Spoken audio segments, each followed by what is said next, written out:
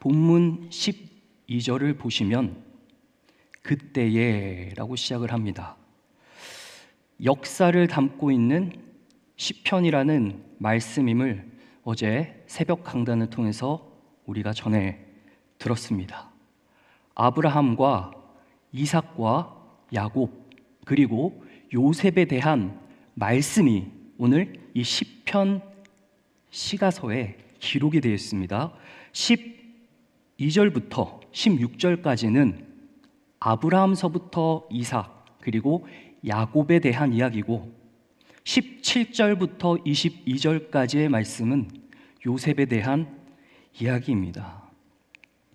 오늘 이 역사의 기록이, 다시 말해서 이 산문이 시편, 하나님을 찬양하고 하나님께 영광 드리는 이 운문의 시에 담겼다는 것은 하나님께서 약속하신 그 언약을 맺으신 그 사건들이 그 한날 한날이 얼마나 소중하고 또 그 가치 있는 이야기들을 통해 오늘 우리가 살아내야 할 이 하루가 또 하나님 앞에 얼마나 값진 것임을 오늘 시편 기자를 통해서 우리에게 전달해주고 있는 것입니다. 그래, 감사하라. 1절의 시작이 그렇게 시작되지 않습니까? 어떻게 감사합니까? 찬양의 고백으로 나오는 겁니다. 그게 2절에 있어요. 그 찬양의 고백이 어떤 방식으로 우리 삶에 구현이 되어 말하라. 그의 기이한 일들을 말하는 것. 어떤 방식으로, 어떤 뉘앙스로 그게 말이 되죠? 3절에 가서 자랑하라 라고 말을 오늘 시편 기자가 하고 있습니다.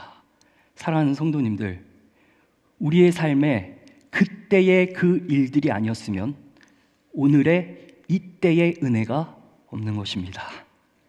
그때의 그 일들이 우리에게 일어났으므로 오늘의 이때의 은혜를 우리가 기억할 수 있는 것이죠. 오늘 이 말씀을 통해서 우리가 그때의 일들, 즉 성경 속에 등장하는 하나님의 약속받은 자들을 통해 오늘 우리들에게 어떠한 약속을 해주시고 있는지를 함께 살펴보면서 은혜를 짧게 나누시는 저와 여러분 되시기를 간절히 소망합니다. 오늘 12절부터 15절까지의 말씀을 제가 한 묶음으로 조금 설명드리려고 합니다. 자, 12절에 보면 그때에 어떤 일이 있었어요? 그들의 사람의 수가 어떻다고 합니까?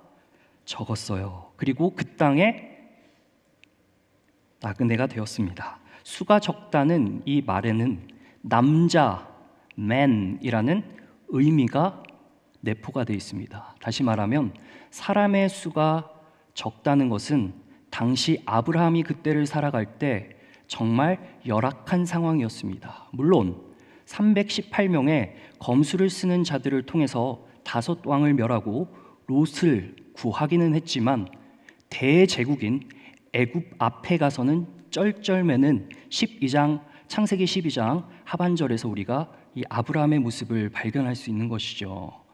아브라함이 애굽에 기근이 들어서 피치 못할 사정으로 그곳에 떠돌아다녔습니다. 13절을 보시면 이 족속에게서 저 족속에게로, 이 나라에서 다른 민족에게로 떠돌아다녔죠. 애굽에 가서 자신의 아내였던 사라가 바로의 손에 이끌려 납치되듯 끌려갑니다. 근데 하나님께서는 어떻게 하셨습니까?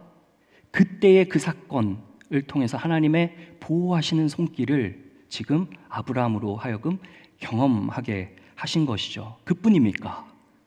창세기 20장에 가서는 그랄 왕 아비멜렉에게 또 한 번 아내가 납치되었습니다.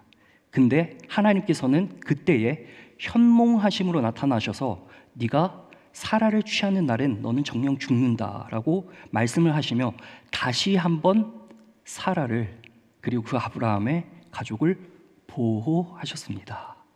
사랑하는 성도님들, 그때의 그 일들을 통해 하나님의 보호하시는 순간순간의 그 일들을 감사하시길 바랍니다.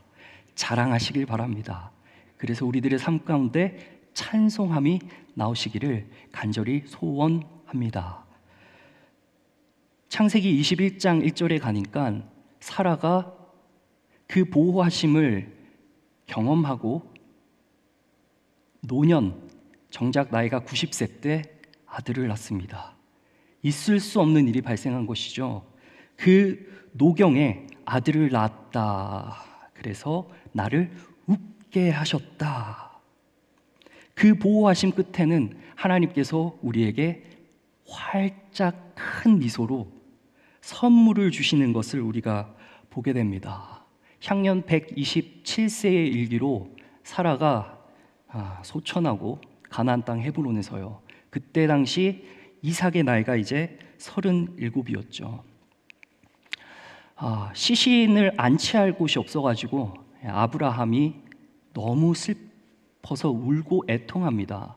그때 가나안 땅에 있었던 헷 족속에게 2번이나 고개를 숙이고 조아리면서 감사의 뜻을 표합니다. 왜냐하면 막벨라 굴이라는 곳을 주었기 때문입니다. 그때 아브라함이 무슨 고백을 합니까? 그의 입에서 하나님의 보호하심을 그가 살아온 그에게 나는 나그네다. 그래서 이런 고백을 하게 되는데요. 나는 당신들 중에 나그네요. 거류하는 자다. 하나님의 보호가 끊이지 않았고 사라를 통해서 이러한 이삭을 하나님의 거룩한 씨를 보게 하셨던 그 하나님의 은혜를 통해 아브라함이 하나님의 보호하심을 받고 이제 사라를 하나님의 품으로 보내면서 그가 애굽에서 지키지 못했던 그의 아내, 그랄 땅에서 거류하며 지키지 못했던 그의 아내가 생각났을 겁니다. 그때의 그 일들이 말이죠. 그러면서 그에게 끝끝내 터져나온 고백이 나는 나그네입니다. 이삭은 어떻습니까? 아브라함 때 들었던 흉년이 또 한 번 들자 그도 그랄 땅으로 갑니다. 그곳에서 오래 머무는 중에 아비멜렉의 보호를 받습니다. 하나님께서는 이방 사람을 통해서도 하나님의 보호하심을 맛보게 하시는 것이죠. 아비멜렉 왕이 선포해요. 리브가를 건드리는 사람은 내 손에 죽는다. 야곱의 경우는 어떻습니까? 세겜 땅에 이르렀을 때 자신의 딸이 한 명 있었죠. 그 딸의 이름이 바로 디나였는데 디나가 세겜에서 겁탈을 당합니다. 그러자 야곱이 판단이 흐려져서 화친 조약을 맺어요. 어떻게 그들과 화친을 하게 됩니까? 우리가 한 민족이 되자고 합니다. 섞일 수 없는 민족과 한 민족이 되자라고 하자 그의 아들이었던 레위와 시몬이 이를 참지 못하고 분을 못 이겨서 할례를 받고 지금 회복 중에 있는 성하에 있는 모든 세겜 땅에 있는 사람들을 다 칼로 죽입니다. 살육의 역사가 일어난 것이죠. 그 소식을 전해 들은 야곱이 땅을 치면서 아들한테 역정을 냅니다. 그것이 창세기 34장 30절에 나오는데요. 뭐라고 이야기를 하냐면 나는 수가 적은즉 그들이 모여 나를 치고 나를 죽이리니 이제 내 집이 멸망했다 라고 땅을 치며 한탄한 거예요. 근데 그때 하나님께서 보호하십니다. 어떻게 보호하시냐? 야곱에게 나타나셔서 그 땅에서 나가라, 정착하지 마라, 그리고 베델로 가라 라고 이야기를 하십니다. 베델로 가서 제단을 쌓으라. 아마 야곱의 그때의 그 일, 여러 가지 어두운 일들이 있었죠. 야곱에게는 삼촌한테 속았죠. 형한테 쫓겼죠. 근데 야곱의 가장 어두운 면을 꼽으라면 저는 창세기 34장 꼽습니다. 왜냐? 창세기 35장에 하나님 베델로 가시라 할 때 그 집안에 있는 사람들의 모든 이방신들을 묻고 갔다고 합니다. 다시 말하면 야곱은 하나님의 사람이었지만 정착한 나머지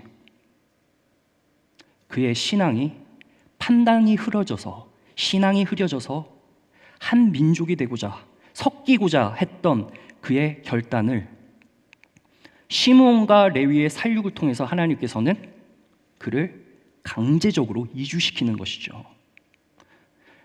시므온과 레위를 통해 살육과 도륙의 역사는 어떤 이유에서라도 정당화될 수 없지만 그 악을 통해서도 하나님은 전화위복을 이루어내셔서 그들의 삶 가운데 하나님의 은혜가 임할 수 있도록 인도하셨다는 사실을 우리가 말씀을 통해 볼 수 있는 것입니다. 사랑하는 성도님들, 오늘 우리들의 삶 가운데 일어났던 그 일들이 있습니다. 개인의 삶 가운데서 우리에게 일어났던 일들이 사실 하나님의 은혜였음을, 하나님의 보호하심이었음을 기억하는 저와 여러분이 되시기를 간절히 소망합니다. 그러기만 했습니까? 종으로 팔렸다고 했습니다. 자, 오늘 이 말씀을 보고 말씀을 줄여 마치겠습니다. 16절, 17절을 함께 보도록 하겠습니다. 시작. 그가 또 그 땅에 그들이 들게 하사 그들이 의지하고 있는 양식을 다 끊으셨도다. 그가 한 사람을 앞서 보내셨으며 요셉이 종으로, 야곱이 애지중지하던 요셉 곁에만 두었으면 그냥 그렇게 살다 갔을 요셉을 하나님께서 보이지 않는 손으로 그를 이끄셔서 애굽에 팔리게 하셨습니다. 이것은 말이 되지 않는 일입니다. 어떻게 하나님께서 우리를 대하셔도 이렇게 대할 수 있나? 하나님 약속하지 않으셨습니까? 볼멘 소리 할 수 있지만 하나님은 인간 야곱의 손이 아닌 하나님의 보이지 않는 손으로 그를 강권하셔서 그를 어디에다 로케이트 시킵니까? 감옥 가운데 로케이트 시킵니다. 그곳에서 훈련받게 하십니다. 그래서 훗날 요셉이 형들을 총리의 자격으로서 마주할 때에 창세기 45장 5절에 생명을 구하시려고 나를 먼저 보내셨다라고 고백을 하고 있는 것이죠. 사랑하는 성도 여러분, 내가 이 비참한 가운데 빠져 있다고, 어두운 협착 같은 골짜기를 걷고 있다고 우리가 인간적인 마음으로 불평할 수 있지만 하나님이 나를 이곳에 보내셨다라는 믿음의 고백을 할 수 있는 저와 여러분이 되시기를 간절히 소망합니다. 마지막 23절을 보시겠습니다. 23절 보니까 이에 이스라엘이 애굽에 들어가며 야곱이 함의 땅에 무엇이 되었습니까? 나그네가 되었습니다. 고센 땅에 들어가게 하셔서 한 번 더 그곳에서 야곱이 정착하던 삶에서 떠나보내셔서 하나님이 준비하시고 예배하신 요셉의 손을 통해 그곳에서 한 번 더 나그네의 삶을 살게 하십니다.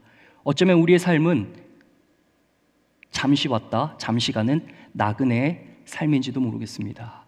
하나님께서는 하나님의 보호와 인도를 이 땅 가운데 받게 하시려고 하나님께서 키를 쥐고 계시기 때문에 우리는 나그네의 인생을 살게 되는 것입니다. 오늘 예배를 드리는 저와 여러분의 삶 가운데 이 나그네의 은혜가 복된 것임을 우리가 그때 그 일들을 생각하며 찬양하고 잘하고 말하고 하나님의 그 기이한 일들을 선포하시는 저와 여러분 되시길 우리 주 예수 그리스도의 이름으로 간절히 소망합니다.